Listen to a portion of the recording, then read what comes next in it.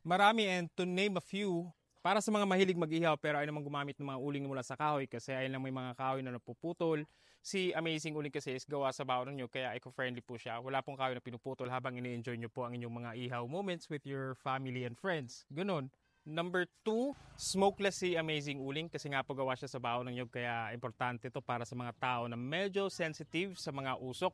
Pangatlo, less ash si Amazing Uling kaya para sa mga tao na medyo maselan sa mga kinakain nila, si Amazing Uling po is napakaunti lang ng abo kaya malinis siya kumpara sa traditional na uling.